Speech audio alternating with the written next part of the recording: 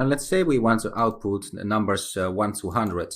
So I'll call it num.c again, load standard input output, main function, begin end.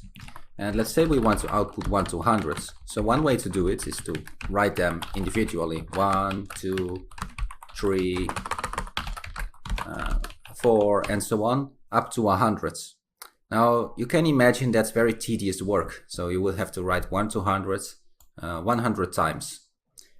That's not very practical. So what you can do instead is repeat the code. So you can say, okay, output variable I. So variable I, and do that 100 times. Now you can do that using a for loop. A for loop always has a start and an end value. So let's say start is 0 and the end is 100. Then you say for, you need the iterator value as well, or the index variable. Index is 0 or is start. Index is smaller than end. Then index should be increased. And increasing values can be plus is 1 or simply plus plus. Begin symbol, end symbol. And we want to output the index. So the index is increased. It starts with the start value. Then it goes to the end value, and every step is increased by 1. So if you run this, you'll see it outputs 0 to 900 or 99. So that's because we do smaller than ends, and we want to do smaller or equals. Then it will count up to 100. Now that's a mistake C programmers often make, confusing smaller than and smaller than equals, which includes the last value. So this increases by 1, and this is the start and end. Now what C programmers often do is they remove all this, and they just say the start value and the end value right here. Now the code between the brackets is now repeated 100 times. So if I run this code, you'll see 0 to 100.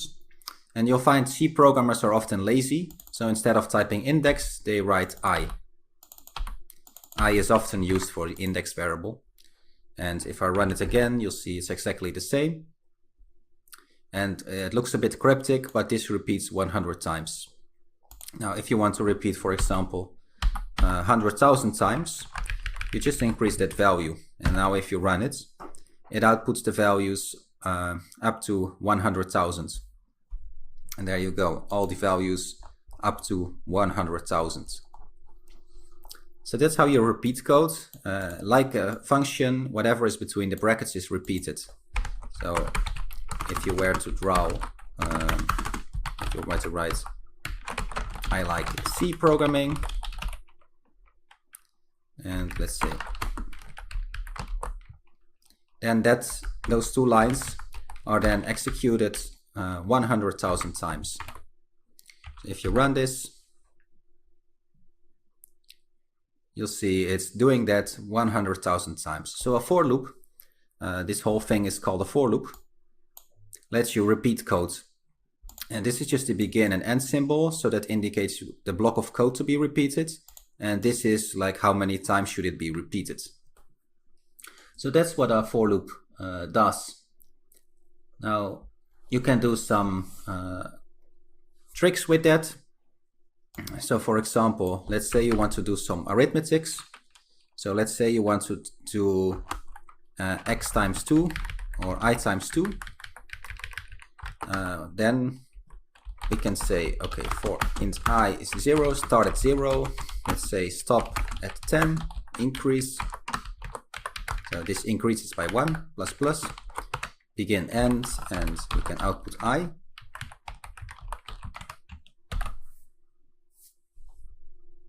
So now it counts from 0 to 10. And let's say we want to output I plus I.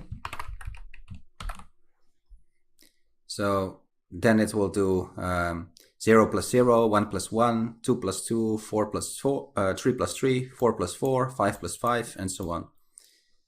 So we can output multiple times. So you'll see now it outputs a table of those calculations. Of course, you can also do times 2, for example, say times 2.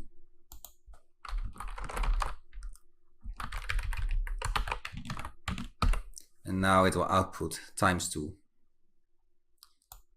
Now this works for any multiplication, so if you were times 6 and change that into 6.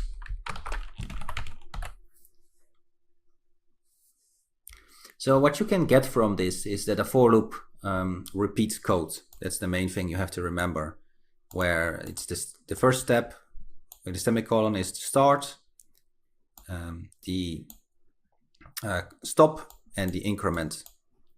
And notice that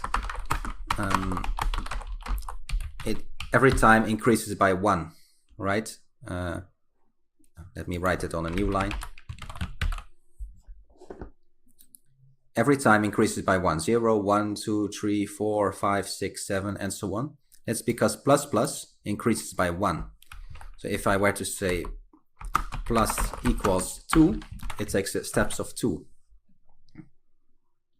You see 0, 2, 4, 6, 8, 10. If I were to go up to 100, you'll see it counts up to 100 with steps of 2. It can also do, for example, steps of 5. And then you'll see it counts up to 100 in steps of 5. So usually what you'll see is that it increases by 1, which either you can write plus is 1 or plus plus. So the syntax is for start, end, increase, begin, end. So this is the format of the syntax of a for loop. It's always like that. It's never any different. It can also count negative. So for example, if you say for start at 100, greater than 0, and of course it needs to go down then because it's the other way around. And you'll see now it counts down from 100. So if I scroll back, you'll see it starts counting down from 100.